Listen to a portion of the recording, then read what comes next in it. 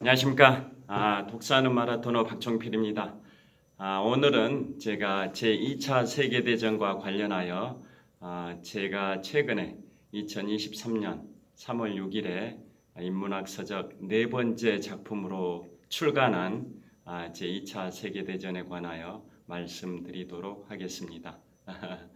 자, 현재 시각은 2023년 3월 29일 수요일 아침 8시 20분 정도 됐습니다. 제가 대략 한 40분 정도 분량으로 촬영하도록 하겠습니다. 자, 오늘도 제가 한국금융연수원에서 강의를 하고 있는데요. 아침에 지하 1층 헬스장에서 운동을 하고 샤워를 한 다음에 9시 강의 시작하기 전에 한 40분 정도 촬영하겠습니다. 자, 2차 세계대전이라고 하면 다 아시다시피 인류 역사상 최대 규모의 인명피해가 발생됐던 월드워 II 제2차 세계대전입니다. 1939년 9월 1일 독일이 폴란드를 침공함으로써 2차 세계대전이 발발이 됐고 그로부터 6년 정도 전쟁이 진행이 됐었는데요. 유럽 전선에서는 1945년 5월 8일에 독일이 미국, 프랑스, 영국에 항복을 했고 다음 날인 5월 9일에는 독일이 구소련에도 항복함으로써 2차 세계대전 6년의 그 참사가 유럽 전선에서는 종전이 됐었는데요. 그럼에도 불구하고 태평양 전선에서는 일본이 계속 항복을 거부하니까 1945년 7월 16일에는 인류 최초의 원자폭탄 핵실험에서 미국이 성공을 했고 그로부터 열흘이 지난 7월 26일에는 포츠담 선언에서 일본에게 최후 통첩을 보내게 됩니다. 일본은 즉각적으로 항복을 해라. 항복하지 않으면 즉각적인 파멸이 있을 뿐이다. 라는 취지의 1945년 7월 26일 포츠담 선언이 있었습니다. 그럼에도 불구하고 일본이 결사항전의 자세로 항복하지 않으니까 1945년 8월 6일에는 인류 최초의 우라늄 핵폭탄인 리틀보이를 히로시마에 투하를 했고 3일 후에는 8월 9일 인류 최초의 플루토늄 핵폭탄인 펜맨을 나가사키에 투하를 하니까 그때 일본은 8월 15일에 항복을 해서 2차 세계대전의 태평양 전선도 종전이 됐습니다. 그래서 지금까지 인류 출현 이후 그 많은 역사 속에서 제2차 세계대전은 월드워 II라고 합니다. The Second World War라고 표현하기도 하는데요. 제2차 세계대전은 민간인 포함해서 6년 동안 약 7,300만 명 정도의 사망자가 발생이 될 정도의 최대의 참사였다라는 거 다 알고 계실 겁니다. 우리나라 현재 인구가 5,144만인데요. 우리나라 인구보다도 더 많은 그 인명피해가 발생됐던 2차 세계대전의 주요 전투에 관하여 말씀드리겠습니다.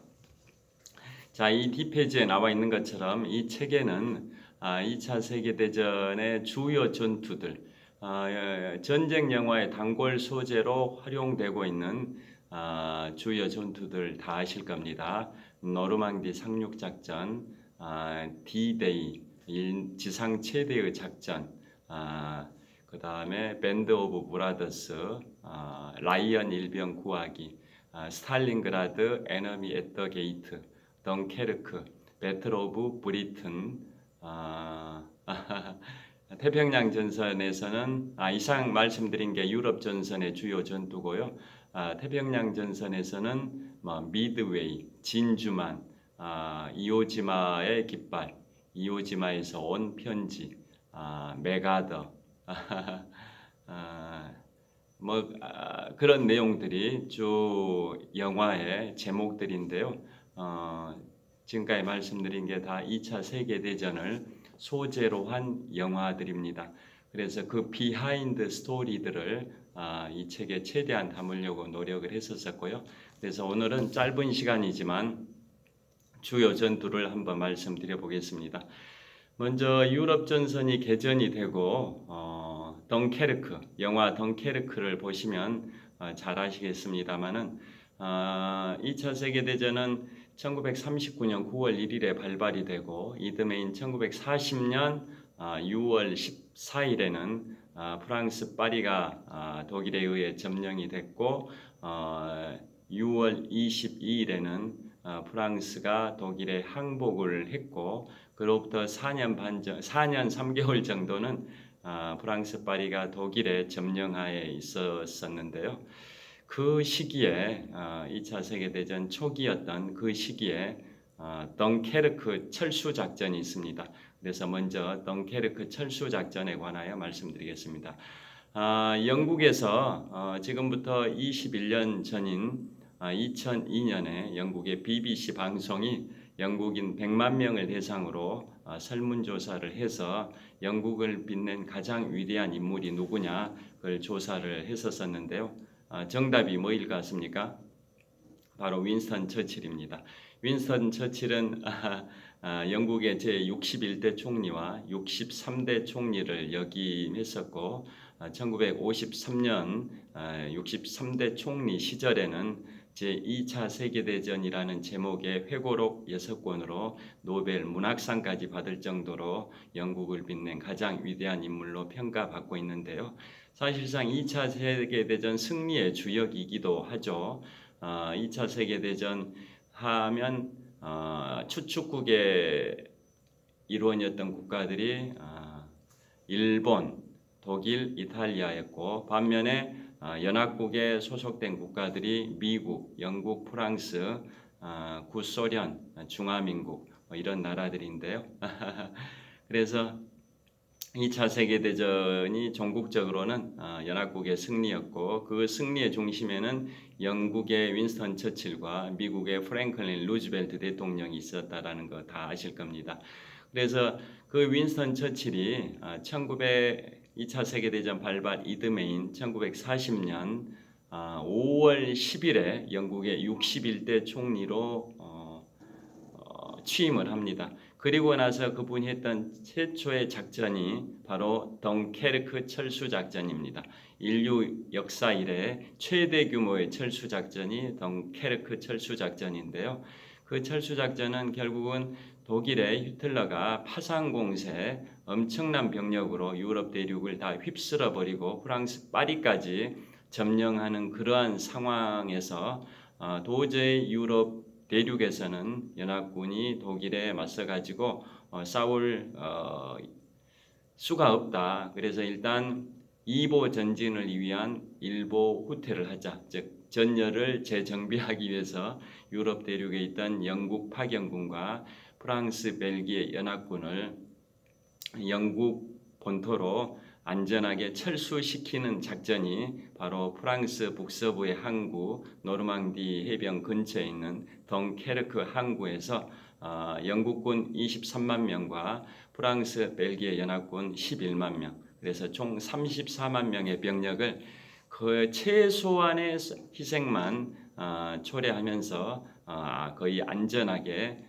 열흘 동안 철수시켰습니다. 그게 바로 1940년 5월 26일부터 6월 4일까지 단 열흘 동안 34만 명의 영국군과 프랑스, 벨기에 연합군을 영국 본토로 안전하게 철수를 시켰었기 때문에 나중에 그 노르망디 상륙 작전 등을 통해서 다시 유럽 본토를 회복하고 독일의 베를린까지 진격을 해 나가서 결국은 2차 세계대전에서 연합국이 승리할 수 있는 그러한 발판이 됐던 게 바로 덩케르크 철수 작전이라고 볼 수 있는데요. 그래서 영화 제목 덩케르크 뭐 이런 것도 있고 또 다키스트 아워 뭐 이런 것에도 덩케르크 철수 작전의 그 생생한 현장감을 보여주고 있습니다. 그래서 윈스턴 처칠이 덩케르크 철수 작전을 성공리에 진행을 했는데요.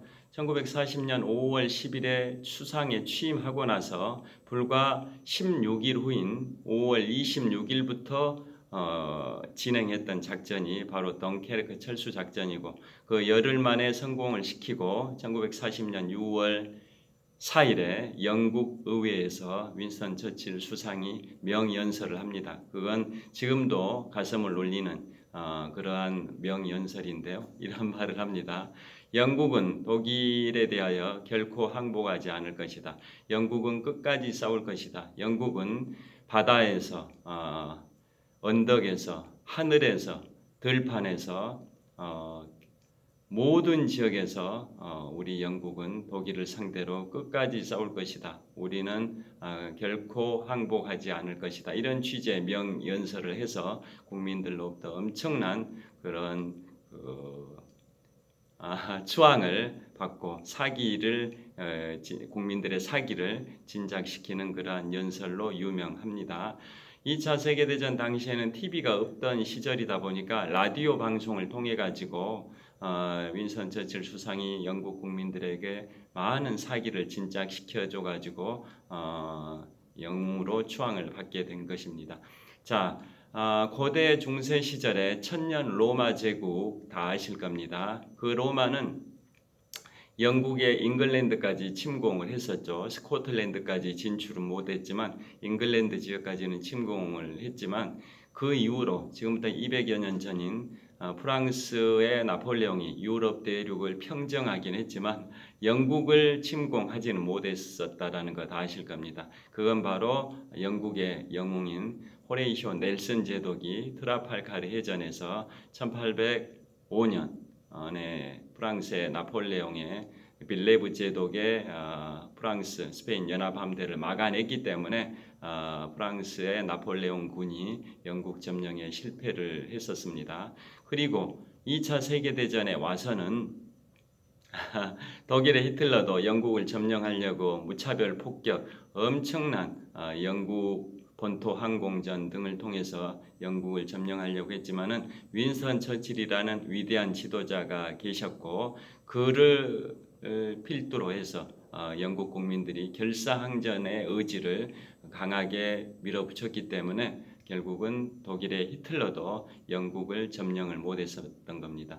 그러니까 요지는 천년제국 고대 로마 제국의 율리우스 카이사르는 영국을 점령했지만 그 이후로 프랑스의 나폴레옹과 독일의 히틀러는 영국을 점령하지 못했던 겁니다. 그만큼 영국은 자부심이 대단한, 그야말로 해가 지지 않은 영원한 대영 제국 영국이다, 뭐 이런 거 다 아실 거고, 그 영국의 뿌리를 둔 미국이 지금은 이제 세계 최강국이지만은 한 100년 전까지만 하더라도 영국 브리튼 제국이 세계 최강 국가였다라는 거 다 아실 겁니다. 그래서 지금까지는 첫째로 덩케르크 철수 작전에 관하여 말씀드렸고요. 그 다음에 어떤 전투가 또 있냐면은 독소 전쟁의 개전입니다. 독소 전쟁. 독소 전쟁이라고 하면 독일이 소련을 침공하면서 발생했던 독소 전쟁인데요. 그건 1941년 6월 22일에 발발이 됐습니다. 2차 세계대전이 발발하기 한 달 전에 독일은 소련과 독소 불가침 조약을 서로 체결을 했는데 독일의 히틀러가 그걸 무시해버리고 소련을 침공한 이유는 결국은 소련의 유전지대 자원을 확보하기 위해서 그랬던 거라는 거 다 아실 겁니다. 전쟁을 수행하기 위해서는 전차, 항공기, 다양한 병기들, 무기들의 연료가 필요한데 소련의 그 유전지대, 카카스 유전지대라고 합니다. 우크라이나 뭐 그 지역인 거죠. 그런 우크라이나와 지금 기준으로는 우크라이나와 그 러시아 접경지대 그 지역의 유전지대를 확보해 가지고 전쟁 수행에 필요한 연료를 조달하기 위해서 독일의 히틀러는 소련의 스탈린과의 독소 불가침 조약을 파기하고 소련을 침공했었다라는 거 아실 겁니다. 그래서 독소 전쟁 개전된 게 발발한 게 1941년 6월 22일인데요. 그 개전의 시작이 바로 바르바로사 작전입니다. 그래서 지금부터는 두 번째로 바르바로사 작전에 관하여 말씀드리겠습니다. 자, 바르바로사 작전은 인류 전쟁사에 어떤 기록을 갖고 있냐면 최대 규모의 병력이 투입된 전투로 기록에 남아 있습니다. 독서전쟁의 서막을 알리는 바르바로사 작전이 1941년 6월 22일부터 12월 5일까지 전개가 됐는데요.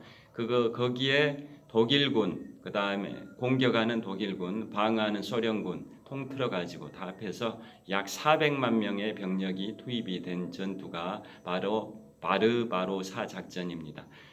초기에는 독일의 목표는 모스크바, 소련의 수도인 모스크바를 석 달 만에 점령하는 게 목표였는데요. 그게 이제 실현이 안 됩니다. 왜 그러냐면은 소련들이 엄청난 인해 전술로 독일을 맞서서 싸웠었고, 그 다음에 개전은 6월 22일인데 소련의 반격도 엄청난 이제 병력으로 반격이 있었을 뿐만 아니라 그 소련의 그 영토의 그 구조가 너무나 방대한 그 영토였었고, 그러니까 진격하는 거리가 모스크바까지, 독일의 베를린에서 소련의 모스크바까지 거리가 굉장히 길었던 거고요. 그 다음에 그 길들이 엄청나게 질퍽거리는 비가 내리고 그러면은 라스푸티차 이 책에도 그런 표현이 나오는데요. 라스푸티차 해가지고 길들이 진흙탕이 너무 늪처럼 질퍽거려 가지고 독일의 그 대전차 부대들이 거기에 박혀가지고 진격하는데 엄청난 장애로 작용이 됐었던 뭐 그런 요인들도 있었던 거고요. 그러다 보니까 6월 22일에 개전이 됐는데 빨리 끝내려고 했는데 석 달 만에 끝내는 게 목표였지만 소련의 반격에다가 그러한 진격의 장애 뭐 여러 가지들이 복합적으로 작용이 돼가지고 결국은 또 추위까지 몰려오는 거죠. 늦가을 초겨울에 추위까지 몰려오고 그러니까 도저히 동토의 땅 얼어붙은 소련의 그 혹한의 추위를 또 견뎌내지 못하고 결국은 그 바르바로사 작전은 실패를 하게 됩니다. 인류 전쟁사에서 최대 규모의 병력인 양측 독일과 소련 양측 400만 명의 병력이 투입됐던 대전투였는데 결국은 독서전쟁의 서막에 해당되는 바르바로사 작전은 실패를 했었습니다. 그리고 그것에 마침표를 찍었던 게 바로 모스크바 공방전입니다. 모스크바 공방전은 이듬해인 1월 초까지 이듬해니까 1942년 1월 초까지 바르바로사 작전의 종반부라고 보셔도 무방할 것 같습니다. 그래서 1942년 1월 초까지 진행됐던 게 모스크바 공방전인데 독일의 히틀러가 소련의 수도 모스크바의 서쪽 30km 지점까지 진격을 했었습니다. 그런데 소련이 어떻게 해서라도 모스크바를 사수해야 된다. 수도를 빼앗기게 되면 수도 모스크바가 모든 병력들이 경유하는 그러한 중요한 정말 국가의 최대의 중심이 바로 수도 모스크바이기 때문에 소련 입장에서는 수도를 사수해야겠다는 결연한 의지가 있었고 모든 전쟁 수행에 필요한 병력 동원이 이동하는 루트, 열차들이 통과하는 곳이기도 하고 모든 연료들이 이제 수송이 되고 이러한 이제 물자 수송의 요충지이기도 하고 또 국가의 수도이기도 하고 그래서 소련 입장에서는 수도 모스크바를 어떻게 해서라도 사수해야 된다라는 그런 결사항전의 각오로 인해 전술로 독일군에 맞서서 싸워가지고 결국은 독일의 히틀러가 모스크바 서쪽 30km 지점까지 진격을 했지만은 결국은 실패를 하게 됩니다.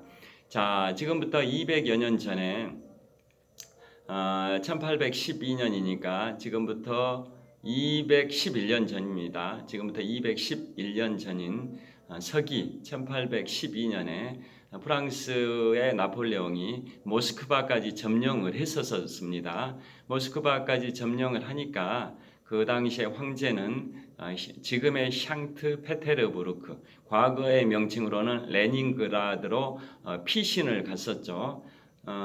그런데 계속 프랑스의 나폴레옹은 러시아의 수도 모스크바를 점령했으니까 러시아의 황제가 피난 갔던 그 레닌그라드, 지금의 샹트 페테르부르크에서 돌아와서 나폴레옹 자신한테 항복할 걸로 기대를 했는데 5주 동안 프랑스 나폴레옹이 모스크바에 주둔하고 있음에도 불구하고 항복을 안 하는 상황이 발생됐고, 이제 겨울 추위가 몰아닥쳐가지고 도저히 그 혹한의 추위, 동토의 땅, 얼어붙은 땅 모스크바에서 도저히 계속 주둔을 할 수 있는 상황이 안 돼서 결국은 퇴각을 하기로 결정했는데, 그때 프랑스의 나폴레옹군이 모스크바에서 프랑스 파리로 퇴각하는 그런 과정에서 러시아군들이 엄청나게 추격을 해와가지고 결국은 나폴레옹의 원정군은 결국은 한 10% 이하의 아주 미미한 병력만 살아서 파리로 귀환을 하고 나머지 90% 정도는 다 몰살을 당했던 게 나폴레옹의 러시아 원정 실패였고, 그게 바로 나폴레옹의 몰락의 시발탄이 됐었고 지중해 엘바섬으로 유배가 됐었고, 그 뒤로 나폴레옹 몰락의 그 활용점정에 해당되는 게 바로 1815년 6월 18일에 있었던 영국의 웰링턴 장군과 나폴레옹 군대가 지금의 벨기에 땅인 워털루에서 붙어가지고 워털루 전투에서 3박 4일 동안 프랑스와 영국 프로이센 연합군 간의 전투에서 나폴레옹이 패배함으로써 남대서양의 외로운 섬 세인트 헬레나로 유배돼서 나폴레옹은 거기에서 5년 반 정도 유배 생활하다가 1821년 5월 5일에 서거를 했었다라는 거 아실 겁니다. 이처럼 나폴레옹은 소련의 수도 모스크바를 점령을 했었지만 독일의 히틀러는 모스크바 수도를 점령을 못하고 모스크바 서쪽 30km 지점까지만 접근을 했었는데 너무 추위가 강해가지고 결국 점령하지 못하고 퇴각을 했었던 게 바로 모스크바 공방전입니다.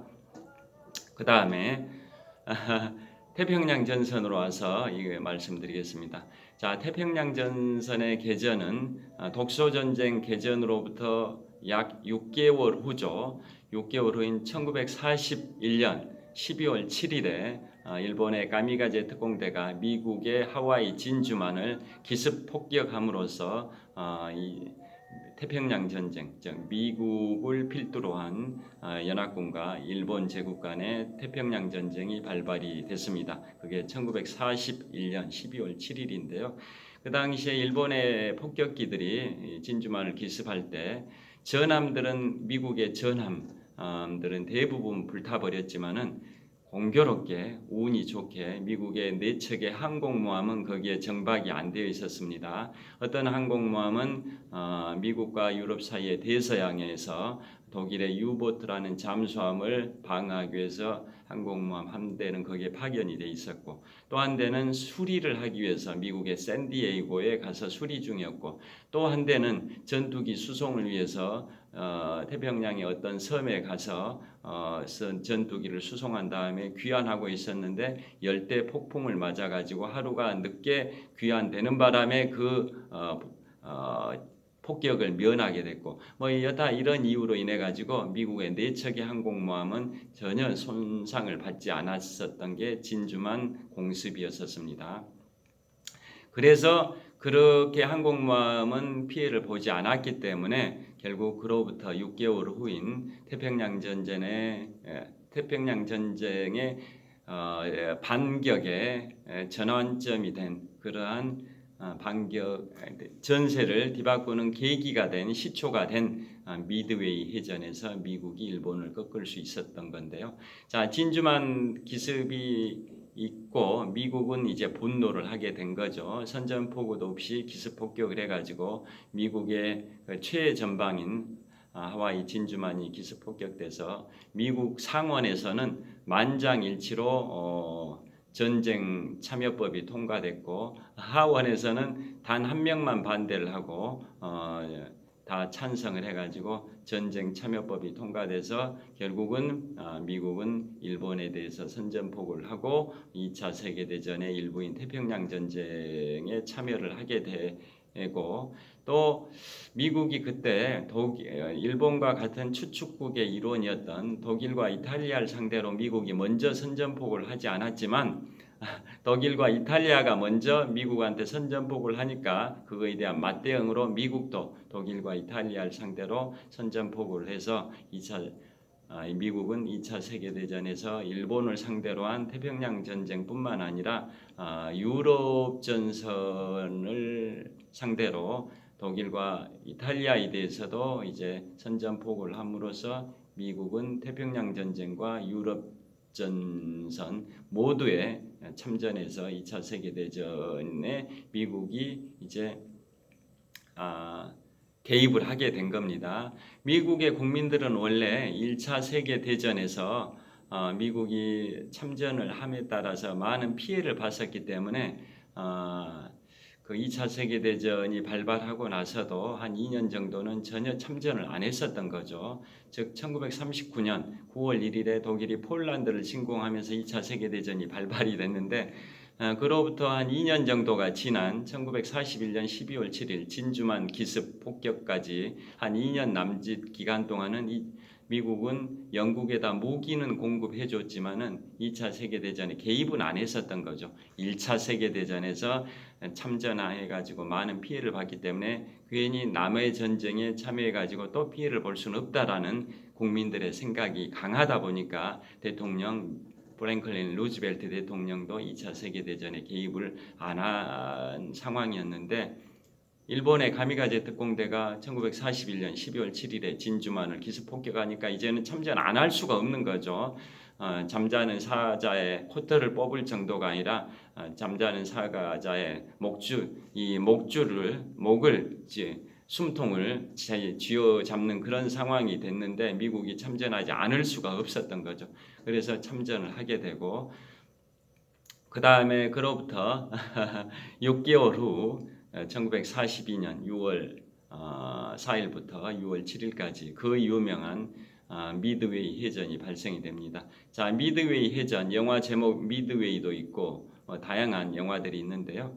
미드웨이 해전 그 영화 보셔서 아시겠지만은 그 미드웨이 해전은 그 2차 세계대전 태평양 전선에서 그 전까지는 일본군이 우세했고 미국이 열세인 상황이었는데 미드웨이 해전에서 미국이 일본을 이김으로써 이제 반격의 준비를 갖추게 된 그러한 걸로 평가를 받는데요. 본격적인 반격이라고 보기는 어렵다고 평가됩니다. 그로부터 한 몇 개월 후에 발생했던 과달카날 전역이라고 있습니다. 과달카날 전역. 그것은 남태평양 호주 바로 북쪽에 있는 솔로몬 제도 그 지역의 과달카날 지역에서 일본군과 미국을 비롯한 호주 이런 연합군 간의 전투가 바로 과달카날 전역인데요.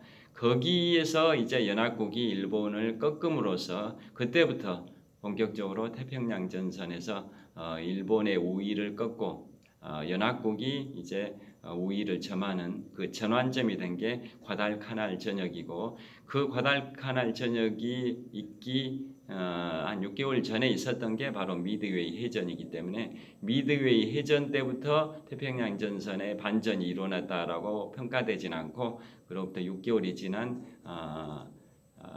시점인 과달카날 전역에서 연합국이 일본을 꺾음으로써 이제 2차 세계대전에서 연합국이 일본보다 우위를 점해가는 형국이 됐다라고 평가받고 있습니다. 여하튼 1942년 6월 4일부터 6월 7일까지 4일 동안 있었던 미드웨이 해전에서 결국은 일본의 항공모함 4척이 침몰하고 미국의 항공모함은 3척 중에 한 척만 침몰을 했습니다. 그래서 결과적으로는 미국이 일본의 KO승을 하는 그러한 게 바로 미드웨이 해전인데요. 거기에서 등장하는 게 바로 미국의 급강하 폭격기입니다.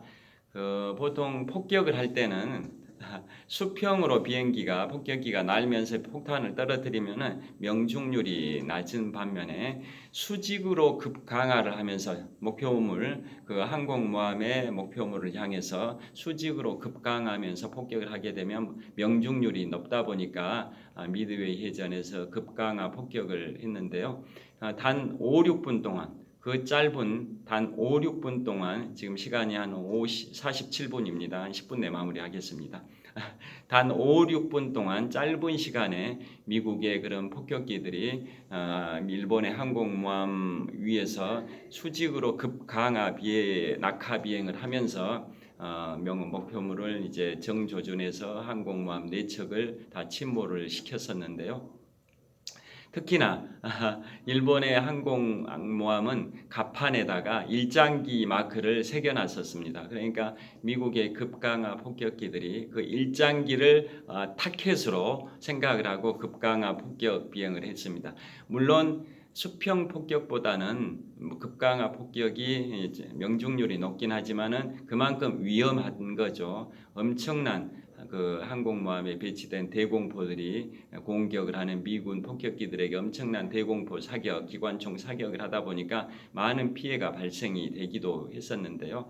결국은 많은 피해를 감수하면서 급강하 폭격을 5, 6분 동안 짧은 시간에 폭격을 해가지고 일본의 항공모함 4척을 다 침몰시키는 전과를 세우게 되고 미국은 항공모함 3척이 참전했는데 한 척만 침몰을 하는 그에 비교적 적은 피해를 봤던 게 바로 미드웨이 해전이라고 합니다. 그 다음에 미드웨이 해전의 주역이 누굽니까? 총사령관이 다 잘 아시다시피 미 해군 태평양 함대의 사령관 체스터 니미츠 제독입니다.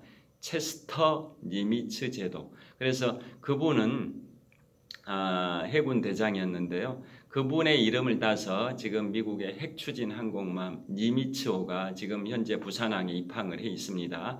북한이 계속적으로 미사일 이런 것들을 발사하면서 무력 시위를 하니까 한미 연합 방어 태세의 그러한 모습을 보여주기 위해서 맞대응 차원에서 한미가 제주도 해역에서 며칠 전에 해상 훈련을 했고 또 한미일 3국이 이제 합동으로 해상 훈련을 이제 하기도 하는 상황인데요.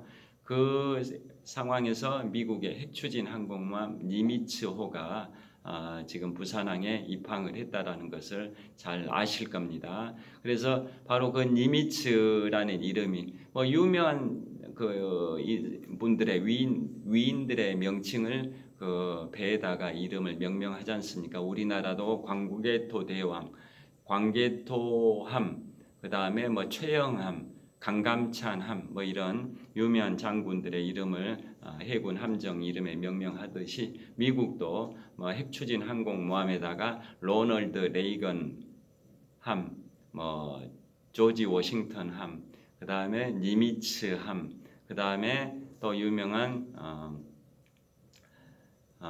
여러 이름들이 있죠. 그래서 현재 니미츠가 바로 미드웨이 해전 승리의 주역이었던 그 당시에 미국 해군 태평양 함대 사령관 체스터 니미츠 제독의 이름을 딴 항공모함입니다. 핵추진 항공모함. 그래서 미드웨이 해전에서 그렇게 미국이 승리를 해서 태평양 전쟁 반전의 전환점의 시초가 됐다라는 거고, 그로부터 약 6개월 후에 있었던 그 과달카날 전역, 과달카날 그 지역이라는 거죠. 전쟁 지역을 전역이라고 합니다. 과달카날 전역. 아까 말씀드린 것처럼 호주의 바로 북쪽에 있는 솔로몬 제도 그 지역에서 있었던 과달카날 전역에서 또 미국, 호주 등 연합국이 일본 제국과 결전을 벌여서 싸워서 일본은 계속 그 당시에 연합국이 이겼습니다. 일본은 그 당시에 계속 남쪽으로 계속 대동아 공영권을 주창을 하면서 아시아 태평양 지역을 다 일본 땅으로 해야 되겠다 이런 생각으로 남방 작전을 펼치게 됩니다. 남방 작전을 영어로는 말레이 캠페인이라고 합니다. 말레이 캠페인. 말레이시아 그 지역을 중심으로 삼고 그 아시아 태평양 지역을 다 일본의 점령지로 만들겠다. 그래서 많은 연료들 자원을 확보하겠다라는 게 일본 제국의 그 망상이었었지 않습니까? 그래서 그 남방 지역에서 이제 일본군을 주춤하게 만든 위축시킨 게 바로 과달카날 전역이었었습니다. 거기에서 연합군이 승리함으로써 태평양 전쟁의 본격적인 반전을 기하게 됐던 게 바로 과달카날 전역이었습니다. 그 다음에 다시 시간이 이제 얼마 안 남아서요. 다시 유럽 전선으로 가서 노르망디 상륙작전 다 아실 겁니다. 노르망디 상륙작전은 1944년 6월 6일 1944년 6월 6일에 인류 최대 규모의 상륙작전인데요. 상륙작전에서 성공해서 이제 프랑스 파리를 회복합니다. 수복을 하죠. 1944년 8월 25일에 프랑스가 독일에 점령하에 있었던 4년 3개월의 그 기간을 끝낸 게 바로 1944년 8월 25일 프랑스 파리 수복인데요. 그 이후로 계속 이제 독일의 베를린을 향해서 연합군이 진격을 해 가게 되고, 그래서 인류 최대 규모의 상륙작전 노르망디 상륙작전은 그 미국하고 영국, 캐나다 이런 연합국이 그 상륙작전을 펼쳤는데 세 나라가 분담해서 그 노르망디 해변을 분담해서 역할을 담당했는데, 미국이 담당했던 몇 개의 구역 중에 오마하 해변에서 최대 규모의 사상자가 발생이 됐습니다. 그 오마하 해변에서 미국 군인들이 한 3천여 명이 사상자가 발생이 됐으니까요. 그 얼마나 참혹했냐면 단 하나 예를 들어드리면 그 당시에 미국의 육군 그 연대장 그 테일러 중령입니다. 테일러 대령이 이제 상륙을 펼치면서 이런 표현을 썼습니다. 어느 정도 참혹했냐면 상륙하기 직전에 이제 상륙정이 열리지 않습니까? 영화 라이언 일병 구하기의 첫 화면에 등장하는 장면이기도 한데요. 그 해안에 독일이 엄청난 방공 그 대포, 그 다음에 기관총, 각종 지뢰, 또 이제 진격 저지물들을 다 설치를 해놓고 상륙하는 미국, 영국, 캐나다 연합군한테 엄청나게 집중 사격을 하지 않습니까? 그런 상황에서 상륙을 하다 보니까 상륙정이 해변에 도착해서 문이 열리고 진격을 하려고 하니까 독일이 기관총을 쏘고 그러는 상황인 거죠. 그래서 어느 정도 참혹하냐면 한 개 중대를 예로 들면 그 한 개 중대원이 198명이었는데 단 5분 만에 2명을 제외한 196명이 몰살을 당할 정도로 참혹했습니다. 그래서 그 테일러라는 연대장 대령이 어떤 명언을 남겼냐면, 이곳 노르망디 오마하 해변에는 단 두 종류의 사람이 있을 뿐이다. 첫째, 이미 죽은 자, 둘째, 곧 죽을 자들만 있다. 그 정도로 참혹했다라는 게 노르망디 상륙작전이고, 그걸 승리로 이끌었던 분이 바로 유럽군 총사령관인 드와이트 아이젠하워 총사령관이었습니다. 영국의 몽고메리 장군과 미국의 조지 패튼 장군, 또 미국의 브래들리 장군 등을 중재시키면서 소통의 리더십을 발휘했던 분이 바로 노르망디 상륙작전의 주역인 그 드와이트 아이젠하워 총사령관이고요. 거기에서 이제 승리를 해서 2차 세계대전 유럽 전선에서 연합군이 이제 승리할 수 있는 전환점을 마련했던 것으로 평가되는 게 노르망디 상륙작전이라는 거 다 아실 겁니다. 그래서 그 드와이트 아이젠하워 총사령관은 그러한 공적이 있어서 그해 12월 달 1944년 12월에 육군 대장에서 육군 원수로 진급을 합니다. 4스타에서 5스타가 되고 같은 때 진급했던 분이 바로 필리핀의 태평양 전선의 일부인 필리핀 레히테만 전투가 있습니다. 레히테만 상륙작전 거기에 승리의 주역이었던 바로 더글라스 맥아더. 더글라스 맥아더는 맥아더 장군보다 나이는 한 10살 많은데 육군사관학교 11년 선배이고 맥아더 장군이 필리핀에 주둔할 때 아이젠하워가 이제 부관으로 따라갔다라는 것까지 다 아실 겁니다. 그래서 태평양 전선의 레이테만 해전에서는 맥아더 장군이 성공을 시켜가지고 그게 1944년 10월 20일입니다. 그래서 그 전과를 또 인정받아서 맥아더 장군은 또 아이젠하워가 원수로 진급할 때 같은 시기에 맥아더 장군도 육군 원수로 진급을 하게 됩니다. 4스타에서 5스타가 됩니다. 그래서 필리핀의 1944년 10월 20일에 레이테만 그 해전은 인류 역사상 최대 규모의 해전이라고 평가받습니다. 최대 규모. 해군은 배수량을 기준으로 하는데요. 항공모함 한 척과 호위함 다 합해가지고 배수량이 한 30만 톤 되는데 그거의 8배 이상에 해당되는 배수량 250만 톤. 250만 톤에 해당되는 미국의 항공모함, 일본의 항공모함 이런 것들이 다 참전을 했기 때문에 인류 해전사에서 최대 규모의 해전으로 평가받는 게 바로 레이테만 해전입니다. 1944년 10월 20일 강의가 있어서 마치겠습니다. 시청해 주셔서 감사합니다. 화이팅!